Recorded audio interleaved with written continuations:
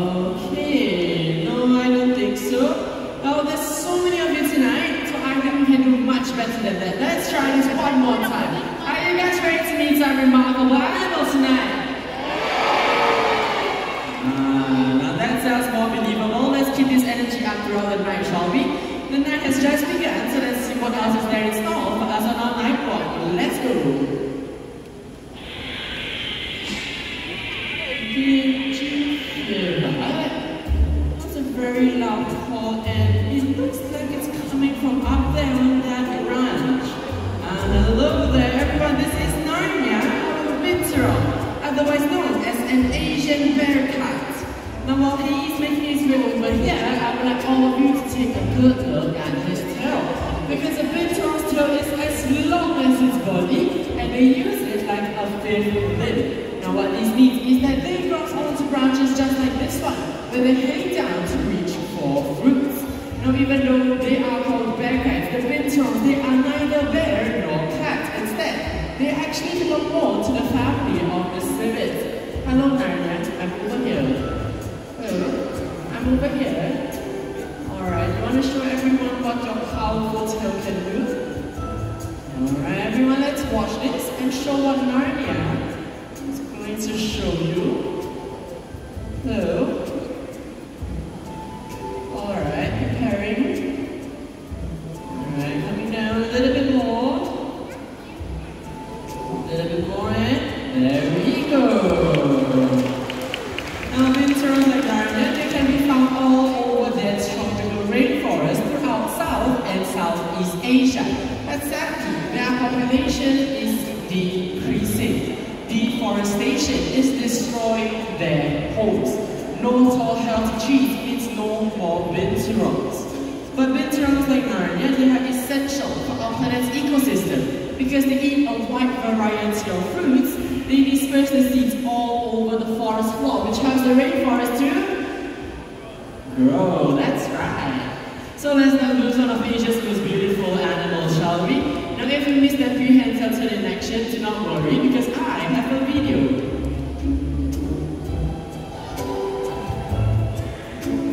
Now, binturongs, they can weigh up to 15 kilograms. So that is one very, very strong tail. And if you would like to see more binturongs like Narnia, you can head over to the Lapet Trail. And here's a challenge. Try to spot a jet black binturong in complete darkness. If not, try to smell them, because where binturongs have been, they are known to produce a scent that is said to be a mixture between pandan leaves and buttered popcorn. Sounds very delicious. Alright, now it looks like Narnia is home, so I think it's time for a little story. You see, I have traveled all over the world, and even to Japan to look for this animal in the wild. Now they are called raccoon dogs, but in Japan, they are known as the tanukis. Okay. In Japan, you can find tanuki statues everywhere. They are wise, they are cheerful, but despite their small size, they are quite powerful. Alright, now, here is our raccoon dog for tonight, and one is Meron. And she often comes to this spot to fish. Now, I know a lot of you have the question, is Meron a raccoon or is she a dog? Well, raccoon dogs, they're actually more closely related to the family of the foxes and the wolves. But unlike her cousins, raccoon dogs, they hibernate throughout winter, and they eat everything in sight in order to do so.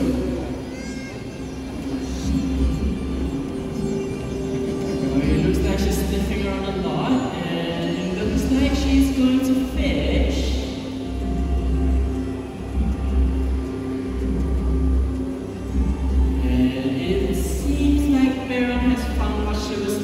For tonight, and is slowly making her way back. Everyone, let's say bye-bye to Meron. Okay, let's try this one more time. Everyone, let's say bye, Meron. Sadly, millions of raccoon dogs just like Meron are being bred at factories, kept in cages, and killed for their fur. But we should all remember that cruelty is never fashionable.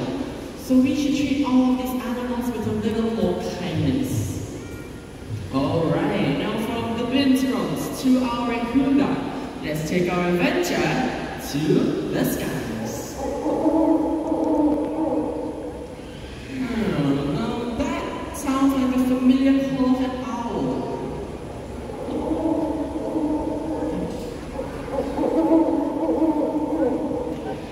Well, but where is the owl? The noise came from up there, but also over there. Now, these birds, they are often heard, but they are very rarely seen. That was very loud. Oh, hello there, everyone. This is our bird expert for tonight. Everyone, let's say hi, Chloe. Hello, everybody. Hi, Jared. Hello. Now, Chloe, I'm sure you know who is making all of that noise. Yes, I do indeed. There was midnight, armadillo fish owl, and she's right. Where? There. There? Where? Oh, there. I see midnight together with the trainer sushi. Hello there. Now, ladies and gentlemen, if you are lucky tonight, you will be able to see midnight fly all the way down on stage to Chloe. So that's a quick reminder for everyone to remain seated and also to keep your camera flashes off. Alright, midnight, whenever you are ready, the stage is yours.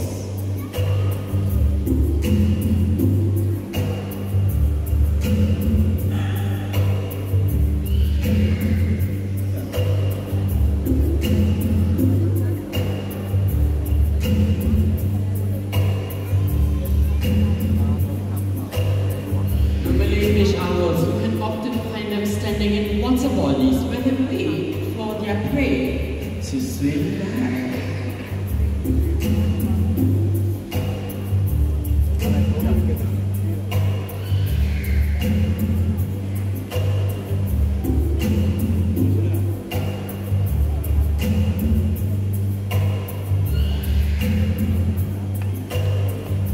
Now midnight here was catched and raised at the former Jurong Bird Park, now known as Bird Paradise, over 10 years ago, and that makes her a local Singaporean.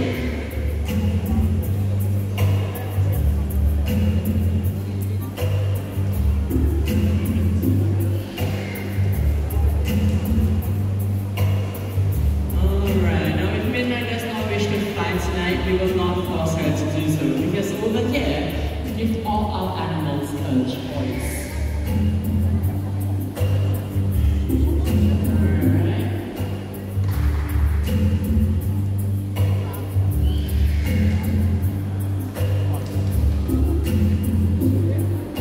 Alright, now it looks like Midnight will not be flying down tonight, but that's alright, because we will be having her right over here on stage, so you can get a closer look at her. Well, Malay fish owls, just like Midnight, they are also known as buffy fish owls, and they are one of the most common owl species that you can find right here in sunny Singapore. Am I right, Chloe? That is absolutely right. But my favorite part are her wing tips. They are super soft. When she flies and when she hunts, can't hear her coming. That's why they're known as friends of farmers. They help keep the rodent numbers down. Friends of farmers. You know, I think that's a very fitting name. Now it looks like they're ready to head home, so let's say goodbye to Midnight. I'll relay fish owl together with Sushi and Chloe. Alright, now since we are on the topic of owls, there is something else fascinating that I find about them, apart from the way they fly. Now that is the way they turn their heads. So tonight we will be joined by another one of our bird experts, and he is here to tell us more. Everyone, let's say hello to Eugene. Hi everyone, hi Jared. I have with me here Oscar, the very handsome Eurasian eagle owl who will be showing us something very cool. Alright, something very cool. I cannot wait to see that. Now hello to the both of you. Now Eurasian eagle owls, just like Oscar, they are one of the largest owl species that you can find in the world. Now much like their name suggests, you can find them in Europe and even in Asia. So you can typically find these birds in forests and in mountains. You can also spot them in cities where they hunt for rodents in the landfills. Am I right, Eugene? That's right. Now, owls can't move their eyes up, down, left or right like we can. So instead, they rotate their heads. Wow, they rotate their heads. Now you've reminded me of a good question. So everyone,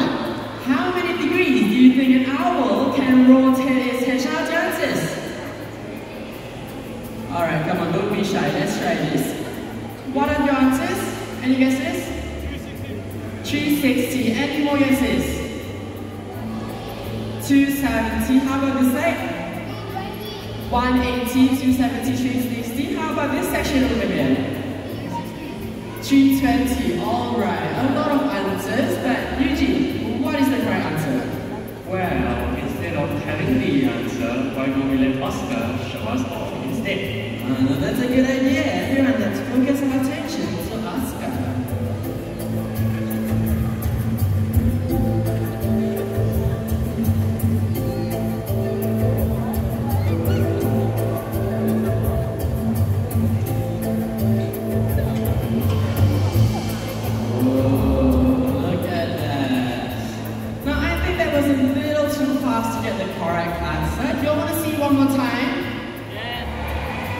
Okay, not convincing enough.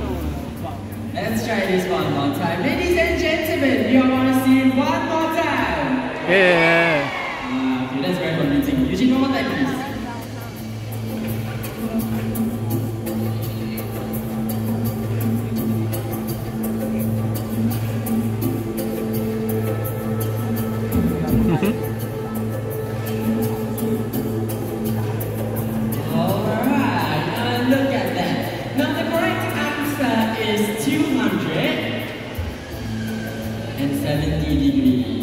So those of you who got it right, give us a last round of applause. Owls, they're able to do this because they have twice the neck vertebrae compared to us humans. We have 7, but these birds, they have a stunning 14. Now the correct answer is 360 because 360 is a full circle. If Oscar were to turn her head 360, her head will turn, it will pop and be on the floor. Now that's a side we all do not want to see, alright? Alright, now it looks like the reds are in home, so let's say goodbye to Eugene together with Oscar. We really go owl. Thank you. Now if you missed that head turn or still think that was a little too fast to get the correct answer, or you don't believe me, don't worry, I have a video to prove it to be correct.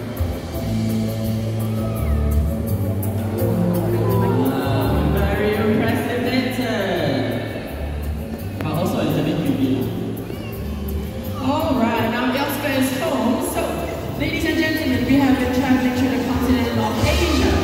So let's move into the continent of Africa. Because on the savannah, there's a very special region called a Savo. Now tonight, we will be meeting Night Safari's very own Savo, Lenka.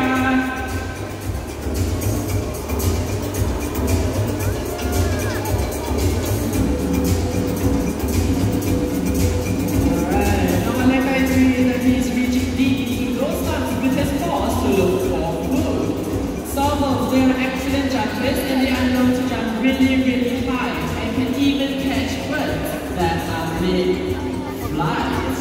Alright, now let's take a look at the jumping. There we go. A very quick jump. And you get a bit flimsy, but it's alright. Now salmons, they are extraordinary creatures because they have extra long legs, they have an extra long neck, and even extra large lips. And this is why they are often referred to as the giraffe cats of Africa. Alright, Lenka is home, so I would like all of you to meet my next African friend. Now he's very small and cute. And this is what they say.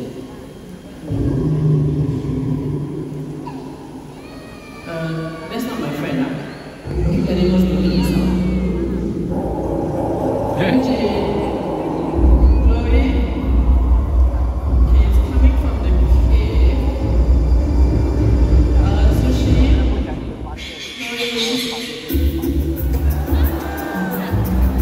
Alright, everyone, this is the friend I was talking about. This is Foxtrot, our friend goes together with the trainer Chloe, who you met earlier.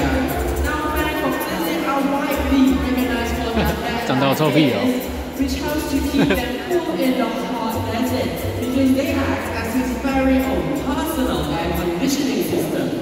Fennec foxes, now their large ears allow them to have excellent hearing. Now what this means is that they can hear and locate their prey that are really, really deep under the ground. Fennec foxes, they rely heavily on their sense of smell to locate their prey. in the desert, which is why they are often sniffing. Fennec foxes, they are really fast and agile moving creatures. Alright, looks like he's sniffing around because they rely heavily on the sense of smell, like I just said. Now, fennec foxes, they are really fast and agile moving creatures, which means that they can leap and change directions very quickly, making it harder for the predators to get them. Alright, now what Chloe is holding on to is a target stick, and what this is it is a tool that we use to guide the animals to move in a direction. Alright, not very fast for tonight, but it's okay. Fennec foxes, their green coloration allows them to blend in perfectly in with the desert sand, making it harder and difficult for their predators to locate and look for them. Now they are really fast and agile creatures, okay, very fast. Now they're expert diggers because they have sharp and curved claws. Now these allow them to dig through the desert sand to look for their prey, which includes mice, insects, mealworms, and scorpions. Alright, now who here thinks Foxtrot is very, very cute? Nobody. Okay, I see a couple of hands. Now Foxtrot is already a fully grown adult, which means that he will stay this small and this cute forever. Now it looks like they're ready to head home, so let's say bye-bye to Chloe and Foxtrot, our fennec fox. Now they are the smallest canine species, but that is precisely the problem. Because fennec foxes, they are often caught, kept in cages, and sold into the international pet trade. They are often treated as domestic dogs and domestic pets. But they are still wild animals, and they deserve to stay that way. Alright, with Foxtrot home, let's head back to Asia. So my next animal, well, he comes from Asia, but I do not want to tell you what it is. I would like all of you to guess it. So if you know the answer, just shout it out loud, alright? So here are your clues. He is black, and he is white. Any guesses? Alright, I've heard a panda. It's not a panda. Not a zebra. Alright, now it looks like I need more clues. He is black, white, he comes from Asia, is spiky all over, and he makes this sound. Any guesses? Not a hedgehog, think bigger. Porcupine. That's right, that was the sound of rattling quills that porcupines make when they are irritated or alarmed. Everyone, let's meet Indra, our Indian president, porcupine. Now they are the largest towering rodents that you can find in India. Now take a look at his quills, very big, am I right? No sound. Let's try this one more time. His quills are very big, am I right? Alright, now he also has a very special adaptation. Indra, over here, show them your adaptation. And they like to shelter themselves in burrows and love throughout the day, and their collapsible quills, like we just saw, make this possible. Now these creatures, they look very fierce, but don't worry, they are very gentle, because they are herbivores. So what this means is that they eat plants and fruits. Now, you can often find bones in their burrows and their logs, but don't worry, they don't eat the bones. They gnaw on the bones for calcium and to break down their ever-growing teeth. Now if you'd like to see more porcupines like Indra, you can head over to the Leopard Trail as well as the Pangolin Trail, because Night Safari is home to many, many more species. Now here's a fun fact. His quills have something in common with us. His quills are made out of keratin, the same material that makes up your hair and your nails. Alright, now it looks like they're slowly making their way back, so let's say goodbye to Indra, our Indian crested porcupine, together with Eugene. Hello? No? Alright, looks like he's not ready to head home yet. He's enjoying his time on stage with all of you. Now, who here knows what a baby porcupine is called? Any guesses? They are not called porcupines also. They are not called baby porcupines. They have a very, very cute name. Baby porcupines are called porcupines. Now that's a baby porcupine. chicks. Alright, now looks like they're still not ready to hit home. Okay, let's say bye. Bye. Very mischievous boy. Now, ladies and gentlemen, walking through the night safari, you will come across a vast array of animals. Now, there are some that you may hear before you even see them. Listen.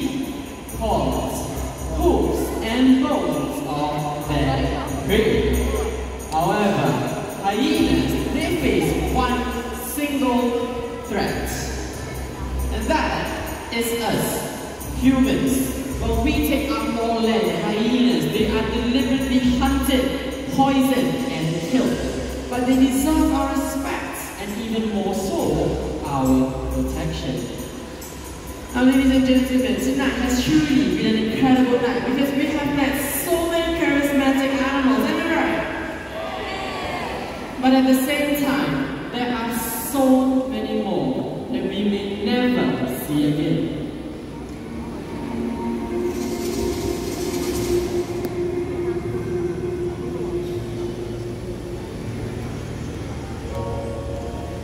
The animals you met tonight and countless others share this planet with us.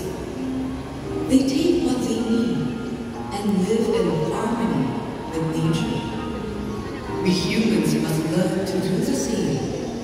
We all have only one home, Earth. And it is our job to protect it.